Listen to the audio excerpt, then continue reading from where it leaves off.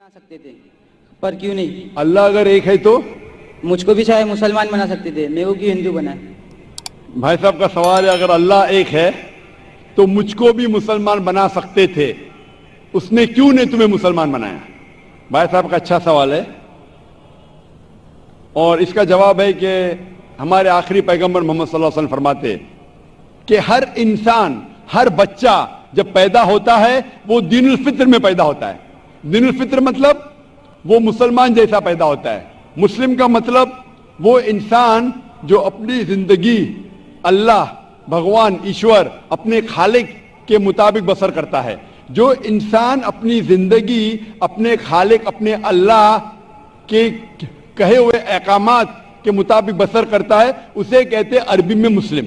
तो हर इंसान जब पैदा होता है, चाहे हिंदू खानदान में पैदा हो या ईसाई खानदान में या यहूदी खानदान में या मुस्लिम खानदान में, कोई भी खानदान में पैदा होता है, वो पैदा होता है मुसलमान जैसा। उसके बाद उसके वालिदैन, उसके बड़े, उसके टीचर्स उसे सिखाते हैं। अगर सही चीज सिखाते तो वो सही रास्ते पे रहता है, वरना वो दूसरे रास्ते पे भटक जाता है। हो सकता है कि वो बुत परस्ती करने लगे, वो मूर्ति पूजा करने लगता है, हो सकता है वो आग की पूजा करने लगे। इसीलिए अगर कोई गैर मुस्लिम मुस्लिम बनता है, उर्दू में अक्सर कहते हैं नो मुस्लिम, जो गलत है। अंग्रेजी में कहते हैं convert. Convert means going from one track to the other which is wrong. सही लफ्ज है लौटा हुआ मुस्लिम, क्योंकि हर इंसान पैदा होता है मुस्लिम जैसा, फिर उसके वालिदैन, उसके बड़े के जरिए से वो गलत ट्रैक पे जाता है, और जब सही ट्रैक पे आ जाता है वापस, सही लफ्ज है लौटा हुआ मुस्लिम। अंग्रेजी में कहेंगे रिवर्ट। अक्सर हम कहते हैं नौ मुस्लिम, जो इस्लामी तालीमात के मुताबिक गलत है। सही लफ्ज होना चाहिए लौटा हुआ मुस्लिम, रिवर्ट। और आपका सवाल था कि अल्लाह ने तुम्हें मुस्लिम क्यों नहीं बनाया? अल्लाह ने तुम्हें मुस्लिम ही बनाया। हो सकता है कि बचपन में आपके बड़े, आपके वालिदैन, आपके टीचर आपको सही रास्ता नहीं दिखा सके और आप गलत रास्ते पे गए, लेकिन इसके बावजूद आप अल्लाह को दोषी नहीं ठहरा सकते। आप ये पूछ सकते कि अल्लाह ने क्यों मुझे हिंदू खानदान में पैदा किया? अगर मुस्लिम खानदान में पैदा किया होता, हो सकता है कि मैं मुसलमान होता। अल्लाह ताला फरमाते हैं कुरान मजीद में, सूरह फुरकान में, सूरह नंबर 25, कि अल्लाह अगर चाहे तो सारे इंसानों को मुसलमान बना सकता है। लेकिन फिर टेस्ट क्या है? अगर टीचर चाहे तो सारे स्टूडेंट को पास कर सकता है, लेकिन टेस्ट क्या? टेस्ट वो होता है क्या टीचर सही तालीम देने के बाद इम्तिहान लेता है। जो आदमी सही जवाब देता है वो पास होता है, जो गलत देता है फेल होता है। तो अल्लाह ताला ने सारे इंसानों को अपना आखिरी पैगाम दे चुका है कुरान मजीद। उसके बाद अगर इंसान उस पर अमल करते तो पास होते, अमल नहीं करते तो फेल होते। और अगर आप अल्लाह से कंप्लेन करेंगे कि क्यों मुझे हिंदू खानदान में पैदा किया, तो अल्लाह ताला फरमाते हैं कि आप किधर भी पैदा हो, चाहे मुसलमान खानदान में या हिंदू खानदान में, ये कहना कि हर इंसान जो मुस्लिम खानदान में पैदा होता है जन्नत में जाएगा, बिल्कुल गलत है। सिर्फ मुसलमान खानदान में पैदा होने के बाद और मुस्लिम नाम रखने से इंसान जन्नत में नहीं जाता है।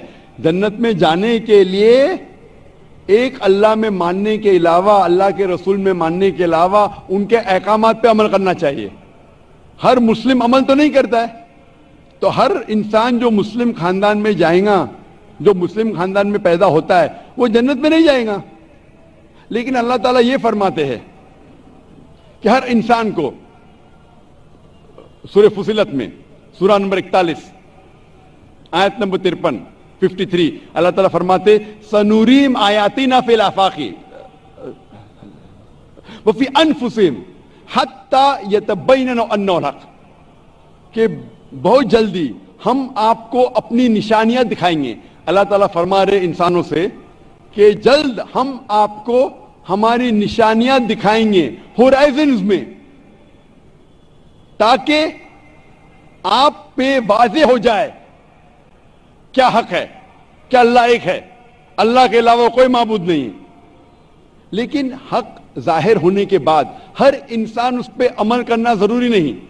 وہ سوچنے لگے, وہ انسان سوچ سکتا ہے کہ اگر میں اسلام قبول کروں تو ہو سکتا ہے کہ میرے دوست مجھے چھوڑ دیں گے, ہو سکتا ہے کہ میرے والدین مجھے جائیداد سے دخل کر دیں گے, ہو سکتا ہے کہ مجھے میرے تجارت میں نقصان ہو. تو یہ سب چیزیں انسان کو بہت بار بھٹکاتی ہے اور حق قبول کرنے سے روکتی ہے. لیکن آخرت کے دن کے اوپر آپ یہ اللہ سے کمپلین نہیں کر سکیں گے کہ مجھے کسی نے بھی اسلام کے بارے میں نہیں کہا. اسی لیے قرآن مجید میں لکھا گیا ہے سورہ انعام میں سورہ نمبر 6 آیت نمبر 158 کہ اس دن, آخرت کے دن, اگر آپ کہیں گے کہ میرے والدین بت پرست تھے, مورتی پوجا کرتے تھے, اسی لیے میں کر رہا ہوں, تو اللہ تعالیٰ فرمائے گا یہ بہانہ نہیں چلے گا, کیونکہ اللہ تعالیٰ خود ہر انسان کے دل میں واضح کر دیتا ہے حق کیا ہے, اور واضح کرنے کے بعد آپ کے پاس کوئی شکایت کا موقع نہیں رہے گا. اور آپ کو بھی, آپ آج اس مجلس میں آ چکے ہیں اور میں نے لاکھوں لوگ کے سامنے آپ کو واضح کیا ہے کہ خدا ایک ہے, اس کے علاوہ کوئی معبود نہیں, اور محمد صلی اللہ علیہ وسلم اس کے آخری پیغمبر ہے. اگر آج آپ اس بات کو نہیں مانیں گے تو کل آپ یہ کمپلین نہیں کر سکیں گے, آپ شکایت نہیں کر سکیں گے اللہ سے کہ مجھے پتا نہیں تھا. باقی لوگ کر سکیں گے کہ نہیں, وہ بعد میں دیکھا جائے گا. آپ تو, اللہ تو واضح کر دیا کس کے ذریعے پتا نہیں, لیکن آج میرے ذریعے تو کر رہا ہے آپ کو, اور اتنے لاکھوں لوگ شہادہ دے رہے اور کروڑوں لوگ ٹیلی ویژن پہ دیکھ رہے آپ کو. تو ابھی آپ کے پاس کوئی بہانہ نہیں, کوئی شکایت نہیں یہ کہنے کے لیے کہ میں مسلمان خاندان میں پیدا نہیں ہوا اس لیے میں نے اس دھرم کو ایکسپٹ نہیں کیا. میں آپ سے پوچھنا چاہتا ہوں بھائی صاحب, آپ مانتے ہیں کہ خدا ایک ہے؟ وہ تو ہے. آپ مانتے ہیں خدا ایک ہے؟ ہاں. آپ مانتے ہیں کہ بت پرستی غلط ہے؟ پر کون سا خدا ہے وہ پتا نہیں. نہیں, مورتی پوجا صحیح ہے کہ غلط ہے آپ کے حساب سے؟ اب جب میں ہندو دھرم میں پیدا ہوا تو پھر میرے حساب سے صحیح ہو سکتا. آپ کہتے ہیں کہ ہندو دھرم کے مطابق مورتی پوجا صحیح ہے. میں آپ کو آپ کے ہندو دھرم کی کتابوں کا حوالہ دیتا ہوں, مذہبی کتابوں کا. اگر آپ پڑھیں گے چھندوگیہ اپنشد چیپٹر نمبر 6 ادھیے نمبر 2 منترا نمبر 1, ایکم ایودتیم, ایشور خدا بھگوان ایک ہے, دوسرا نہیں ہے. لکھا ہے سویتا سوتر اپنشد میں ادھیائے نمبر 6 شلوک نمبر 9 میں, ناچسیہ کسج جنیتا نہ کدیپا, اس ایشور کے کوئی والدین نہیں, اس ایشور کا کوئی رب نہیں. مطلب ایشور کا, بھگوان کا کوئی والد نہیں, کوئی والدہ نہیں, اس کے اوپر کوئی نہیں. اور صاف طور پہ لکھا گیا ہے سویتا سوتر اپنشد میں ادھیائے نمبر 4 منترا نمبر 19 میں, ن تسیہ پرتما استی, اس ایشور کی, اس بھگوان کی, اس اللہ کی کوئی پرتما نہیں, کوئی عکس نہیں. عکس, پرتما جو سنسکرت لفظ ہے اس کے معنی ہے عکس. خدا کا کوئی پرتما نہیں, کوئی عکس نہیں, کوئی فوٹوگراف نہیں, کوئی پینٹنگ نہیں, کوئی پورٹریٹ نہیں, کوئی مورتی نہیں, کوئی بت نہیں. اور یہ پیغام دہرایا گیا ہے یجروید میں ادھیائے نمبر 32 منترا نمبر 3 میں, جس میں لکھا ہے نا تسیہ پرتما استی, اس ایشور, اس بھگوان, اس اللہ کی کوئی پرتما نہیں, کوئی عکس نہیں, کوئی پکچر نہیں, کوئی پینٹنگ نہیں, کوئی پورٹریٹ نہیں, کوئی بت نہیں, کوئی مورتی نہیں. صاف طور پہ آپ کے مذہبی کتاب میں لکھا ہے کہ مورتی پوجا غلط ہے. اور ہندوازم کا برہما سوترا ہے, ایکم برہم دیوتیا ناستے نینا ناستے کنچن, بھگوان ایک ہی ہے, دوسرا نہیں ہے. اس اللہ کی کوئی پرتما نہیں, کوئی عکس نہیں, کوئی پکچر نہیں, کوئی پینٹنگ نہیں, کوئی پورٹریٹ نہیں, کوئی بت نہیں, کوئی مورتی نہیں. صاف طور پہ آپ کے مذہبی کتاب میں لکھا ہے کہ مورتی پوجا غلط ہے. اور ہندوازم کا برہما سوترا ہے ایکم برہم دیوتا ناستے نینا ناستے کنچن، بھگوان ایک ہی ہے، دوسرا نہیں ہے، نہیں ہے، نہیں ہے، ذرا بھی نہیں ہے۔ ابھی میں آپ سے پوچھتا ہوں بھائی صاحب، جب آپ کے مذہبی کتاب میں صاف طور سے لکھا ہوا ہے کہ مورتی پوجا غلط ہے، تو پھر بھی آپ مانتے ہیں کہ مورتی پوجا صحیح ہے؟ نہیں نہیں، آپ مانتے ہیں کہ مورتی پوجا صحیح ہے غلط ہے؟ پھر غلط ہے۔ آپ مانتے ہیں کہ خدا ایک ہے؟ ہاں آپ مانتے ہیں کہ مورتی پوجا غلط ہے؟ ہاں آپ مانتے ہیں کہ اس خدا، اس ایشور، اس اللہ کے آخری پیغمبر محمد صلی اللہ علیہ وسلم ہے؟ سر بٹ اور ایک کوشچن ہے، سوری، بٹ ایک کوشچن ہے، میں ایک پوچھتا سوال ہے ہوں، سر۔ آپ کا ایک سوال ہے؟ ہاں، ٹھیک ہے، پوچھ سکتے ہیں آپ۔ اگر میں مسلمان بن گیا اور ایسا ہی تو انسان کو بھوت ہی بھڑکاتا نا، جس اگر ہاں، آپ مسلمان تو بن گئے تو انسان کو تو بھوت ہی بھڑکاتا نا، آپ کی آواز ذرا صاف نہیں آ رہی۔ شیطان ہی بھڑکاتا نا انسان کو۔ آپ اگر مسلمان بن گئے تو وہ نہیں، انسان کو تو شیطان ہی بھڑکاتا نا۔ انسان کو شیطان بھڑکاتا ہے؟ ہاں، تو اگر میں مسلمان بن گیا اور غلط کام کیا تو میرے واسطے مسلمان کا نام خراب ہوا، تو اللہ کیا مجھ کو معاف کریں گے؟ بھائی صاحب کا سوال جو سمجھ میں آ رہا ہے مجھے، میں درخواست کروں گا آڈیو ٹیکنیشین سے اگر میں مانیٹر اسپیکر کو صاف کر سکے، تھوڑا پرابلم بھی رہے گا۔ آڈینس کو صاف سننے میں آ رہا ہے، مجھے سننے میں نہیں آ رہا ہے کیونکہ مین اسپیکر آپ کے طرف ہے، تو میں ریکویسٹ کروں گا آڈیو ٹیکنیشین سے کہ اگر جو مانیٹر اسپیکر ہے اسے صاف کرے۔ بھائی صاحب کا سوال ہے کہ انسان کو اکثر شیطان بھڑکاتا ہے، اگر میں مسلمان بن گیا اور شیطان مجھے بھڑکایا اور میں غلط کام کیا تو کیا اللہ تعالیٰ مجھے معاف کرے گا؟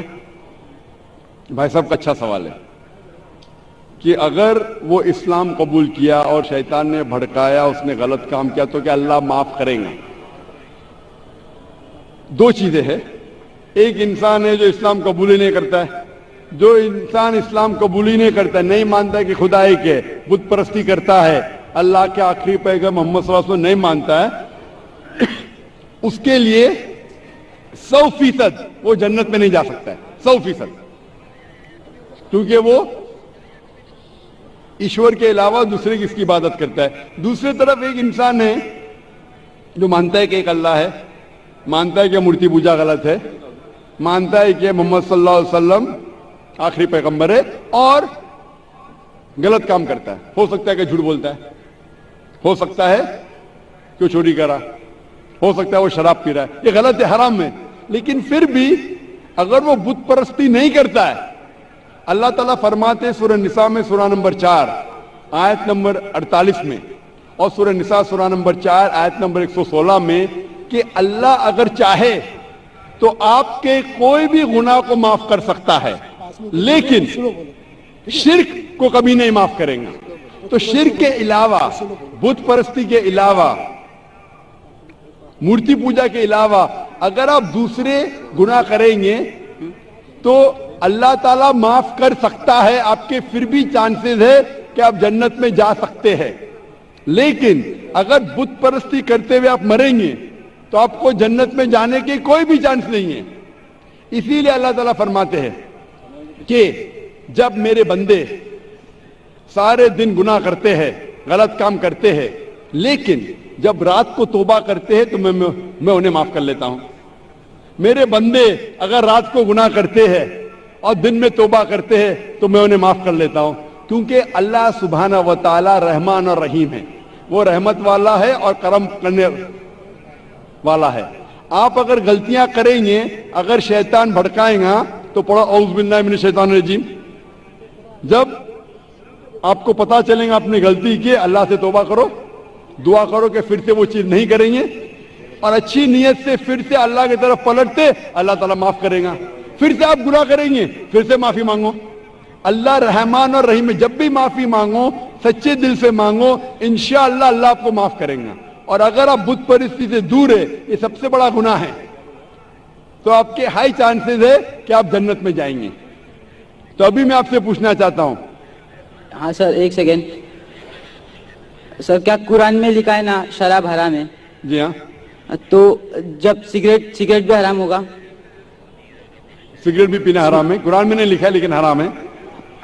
اچھا، یہی پوچھنا چاہتا کیونکہ ہمارے یہاں جو ایف سیکٹر مسجد میں جماعتی آتے وہ بھی سگریٹ پی لیتے۔ شراب پینا تو صاف طور پہ کہا گیا ہے قرآن مجید میں سورہ مائدہ سورہ 5 آیت نمبر 90 میں کہ حرام ہے۔